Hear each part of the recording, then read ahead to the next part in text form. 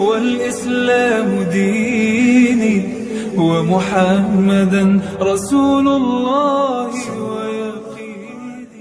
Malam ini kita menyadarkan diri kita, terlebih lagi yang berceramah, jangan kau hanya sampai menyampaikan ayat saja. Hai Abdul Somad, apakah kau yang bicara itu hatimu sudah hidup?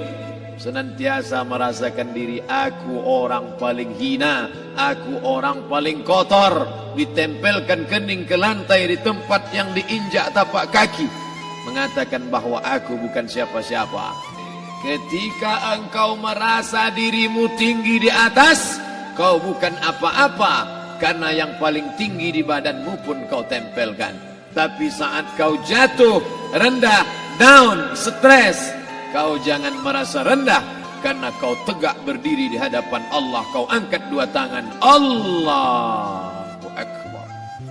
Di dalam diri ini disebut dia dengan qalb. Kenapa disebut qalb? Orang Arab menyebut qalb qallaba, karena sifatnya berbolak-balik. Pada saat selesai salat, astaghfirullahalazim, tidak ada yang paling bersih, dia bersih. Tapi pada saat petang sore hari, yusbihu mu'minan, paginya putih, bersih, tak bernoda. Wa yumsi kafiran, petangnya hitam. Makanya dari pagi dibersihkan.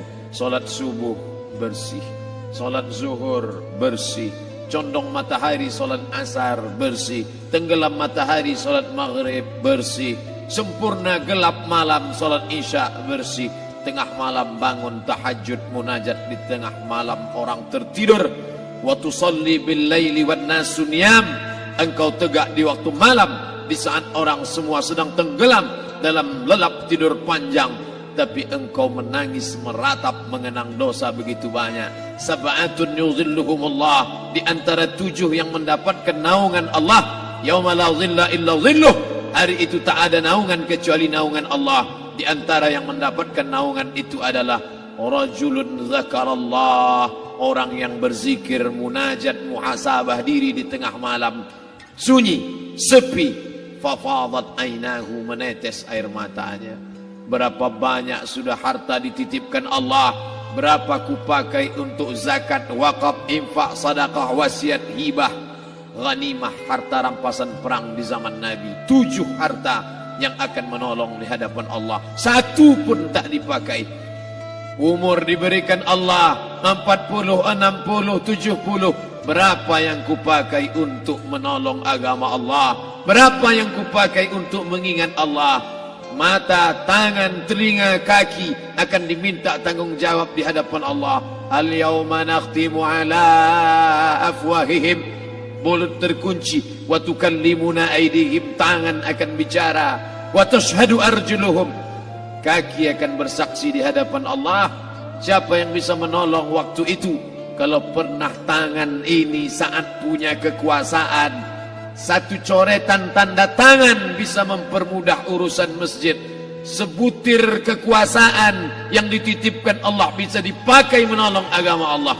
Itulah yang akan menolong di hadapan Allah.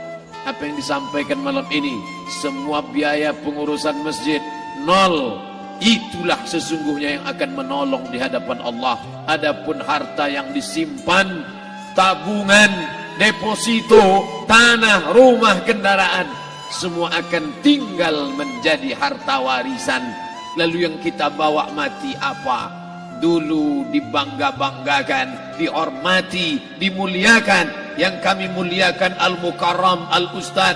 Tapi pada saat tiba masanya, yang kita bawa tak lain tak bukan innallaha la yanzuru ila ajsamikum.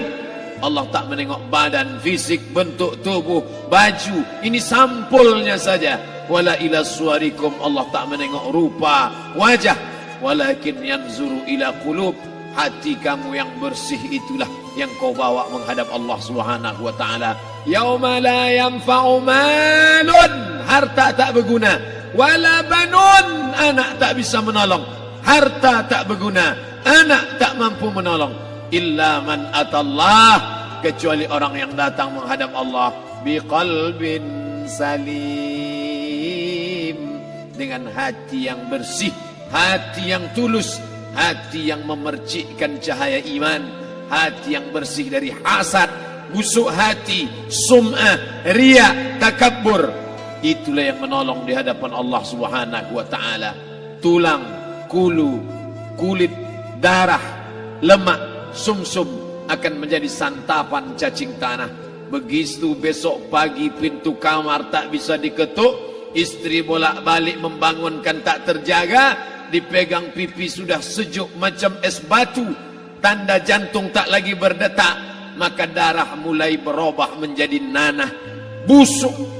1, 2, 3 hari kalau tidak disuntik formalin, jasad paling busuk jasad manusia, karena semua dia makan herbivora, tanaman saja. Tapi kita ini omnivora, semua masuk. Maka begitu mati, paling bagus orang Islam paling cepat dikuburkan. Selesai acara pemakaman, habiskah masalah, muncul masalah baru. Disitulah kita baru sadar. Apa kata Imam Ali radhiyallahu an? An-nasu niyam. Semua manusia waktu hidup itu tidur. Bapak tidur, ibu tidur, saya tidur. Semua orang waktu hidup itu tidur. Falamma matu, ketika dia mati, disitulah dia baru terjaga dari tidur panjang. Saat Israel mencabut nyawa, ditarikkannya adalah satu centapan yang kuat. Disitulah kita baru terjaga dari tidur panjang. Betapa aku meninggalkan salat, betapa aku tak berzakat, betapa dulu kekuasaan. Aku lulus umur 30, pensiun 58, 28 tahun apapun tak pernah kubuat untuk agama. Sibuk membesarkan anak, sibuk mengurus warisan. Anak pun tak ingat dengan kita, karena kita lupa menanamkan pendidikan agama di dalam otak kepalanya.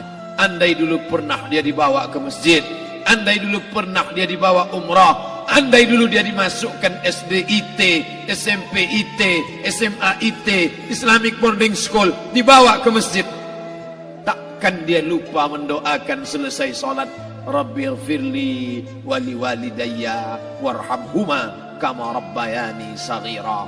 Harta yang banyak tak sempat menolong agama Allah. Anak tunggal semata wayang tak sempat dididik agama. Istri meninggalkan dalam keadaan stres susah hatinya karena dia tak diajarkan sabar menerima ridha ketetapan takdir Allah. Dan paling celaka, tak pernah anggota tubuh ini dipakai untuk berzikir, muhasabah, mengingat Allah. Tak pernah mata dipakai menengok Quran, kitab suci Allah. Tak pernah dipakai hati merenung sejenak, apa yang akan kubawa mati menghadap Allah Subhanahu wa ta'ala. Malam ini saya tak minta diajak ceramah tentang hukum zakat, hukum puasa. Yang ditanya adalah bagaimana kita merenung sejenak. Abdul Somad, engkau berhadapan dengan para pegawai Badan Pertanahan Nasional Provinsi Riau, berkumpul 12 kabupaten kota. Ini orang-orang ngurus tanah, dari dalam tanah naik ke atas tanah, ngurus tanah, ngurus tanah, ngurus tanah, masuk ke dalam tanah. Abdul Somad dari dalam tanah naik ke atas tanah, ceramah, ceramah, ceramah, ceramah, ceramah, masuk balik ke dalam tanah. Yang kau bawa apa? Baju koko tinggal, peci tinggal, pakaian kehormatan tinggal. Yang tentara belum pernah saya diundang. Ustadz besok datang takziah, bapak anu tentara meninggal, tahu-tahu kain kafannya loreng. Tak ada. Yang kau bawa kain tidak berjahit, disobek, kerak. Itu yang akan menyampul kulitmu, yang selama ini kau dimandikan, dibersihkan oleh ibumu dulu 60 tahun yang lalu.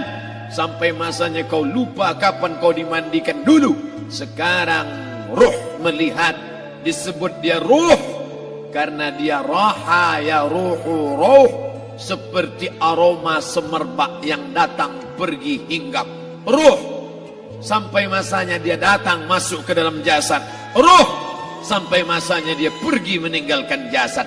Malam ini dimuliakan Al-Mukarram Haji Abdul Somad LCMA. Kenapa Abdul Somad ini dimuliakan? Karena ruh hinggap sejenak sebentar, sampai masanya besok pagi dia ruh keluar dari dalam tubuh ini. Anak yang katanya ayahku sayang, istri katanya kaulah abang. Sampai masanya mereka tak lagi mau mendekat. Rumah itu saya yang buat, saya yang mengukurnya. Tapi begitu ruh sudah keluar dari badan, tidak satu pun semeter, sesenti, sejengkal, sehasta ada tempat di rumah itu untuk jenazah bernama jenazah Abdul Somad. Dulu orang bertanya, rumah Ustadz Somad di mana? Hari ini orang tidak lagi bertanya, tak lagi menyebut nama. Orang sudah mengatakan kuburnya mana. Dulu kalau dia masuk masjid, didatangi orang, disalami orang, mahasiswa, anak-anak, remaja mencium tangannya sebagai tanda hormat. Tapi begitu diletakkan keranda, kita akan sholat jenazah nanti selepas sholat zuhur. Apa kata orang? Letakkan di tepi sana, letakkan di tepi sana. Tak satu pun mau mendekat, letakkan dia di sana. Bahkan sebagian mengatakan jangan dalam masjid, letakkan dia di luar. Dia tidak disebut engkau yang mulia, tidak digunakan kata ganti orang langsung. Letakkan dia di sana. Bahkan sebagian tak lagi, padahal tempat paling mulia sebelah kanan, orang tak lagi mau di kanan, mulai dia menjauh ke kiri. Kenapa kau ke sana? Takut aku mimpi hantu nanti malam. Mana kawan, sahabat, andai tolan, anak menantu, teman sekantor, semuanya pergi meninggalkan. Yang tetap dibawa, kalau pernah kaki melangkah salat berjamaah di masjid, kalau pernah tangan mengusap kepala anak yatim, kalau pernah tangan mengucap subhanallah. Nanti di akhir tausiah kita akan berzikir, munajat, muhasabah diri, berdoa, mengenang apa yang akan kita bawa menghadap Allah Subhanahu wa taala. Datang malaikat membawa kain kafan dari cahaya, akan menyambut ruh yang mulia. Hadis riwayat Ahmad bin Ambal dalam kitab Al-Musnad, turun malaikat berlomba-lomba membawa kain putih dari cahaya, menunggu ruh akan keluar. Ruh menetes seperti embun di ujung daun. Daun tidak bergoyang, ranting tidak patah. Ruh menetes pelan turun ke dalam kain kafan, dibawa malaikat ke pintu langit. Tak sabar mereka menyambut. Inikah dia yang selama ini berjamaah? Inikah yang dulu ketika dititipkan kekuasaan menolong agama Allah? Kam min masyhurin fil ardi walam yakun ma'rufan fis sama. Berapa banyak yang masyhur terkenal di bumi, malaikat tak mengenal dia. Ini roh siapa? Tapi ini bukan LCMA, dia bukan ustaz, dia bukan ulama, tapi imannya dalam, kekuasaan dipakai menolong agama Allah. Ruhnya keluar di bawah, semua malaikat mengucapkan salam. Inilah orang yang selama ini kami tunggu-tunggu, catatannya sudah lama. Setiap pagi petang, malaikat subuh membawa catatan namanya, malaikat malam membawa catatan namanya. Kami merindukannya. Begitu orang-orang yang masyhur di langit, tapi tak dikenal makhluk bumi. Tapi ada sebaliknya, yang rohnya disentapkan, ditarik malaikat dengan begitu tarikan yang sangat kuat. Nabi bertanya saat Isra Mi'raj kepada mereka yang sudah mati ribuan tahun yang lalu, apa yang kalian rasakan? Yang satu mengatakan seperti tebasan pedang di tempat yang sama beratus kali. Yang satu mengatakan seperti kambing yang dikuliti hidup-hidup. Yang satu mengatakan seperti mata kail pancing ditarik dari kulit yang basah. Maka kita berdoa setiap selesai salat, Allahumma hawwin alaina, ringankan kami ya Allah, fi sakaratil maut, di saat sakaratul maut yang amat sangat menyakitkan itu. Dan mereka yang pergi tak pernah kembali, mereka yang mati tak pernah bercerita, kecuali hanya kepada Sayyidina wa Maulana Muhammad sallallahu alaihi wasallam. Di saat malam pertama di tempat yang gelap, di tempat yang tak pernah diimpikan oleh orang, tapi kita tetap melewati dan merasakannya. Perlahan-lahan cacing tanah, ular-ulat kalajengking akan menggerogoti kulit yang selama ini dimandikan, selama ini dipakaikan sampo yang mahal, selama ini dioleskan pelembab yang lembut. Tapi ternyata sebelum roh keluar jasad, setelah keluar dia hanya akan menjadi santapan cacing tanah, hancur berkeping hari demi hari. Yang pertama kali membusuk adalah mata, karena dia berisi cairan. Cairan ini mengering, busuk dan berlubang. Lalu kemudian usus sebulan di dalam tanah, mulai dia menggelembung masuk angin dan dia meletus pecah. Cacing-cacing tanah mulai datang menggerogoti, memakan. Habis lemak, tulang, kulit, bulu, sumsum, darah, jantung, empedu, limpa, buah pinggang. Habis semuanya, tinggal tulang-tulang yang memutih, dimakan oleh tanah, ditelan oleh massa, sampai akhirnya Asi bin Wa'il membawa tulang yang kering itu kepada Nabi Muhammad, baginda Sayyidina wa Maulana Muhammad. Ya Muhammad, ayuhyi rabbuka hadzal izam, sanggupkah Tuhanmu menghidupkan tulang yang kering ini? Nabi diam tak menjawab, sampai akhirnya datang Jibril alaihi salam membawakan wahyu. Qul, katakan kepada dia. Ayat ini dibaca malam Jumat. Bapak Ibu semua hafal, kita baca. Qul yuhyiha allazi ansha'aha awwala marrah wa huwa bikulli khalqin alim.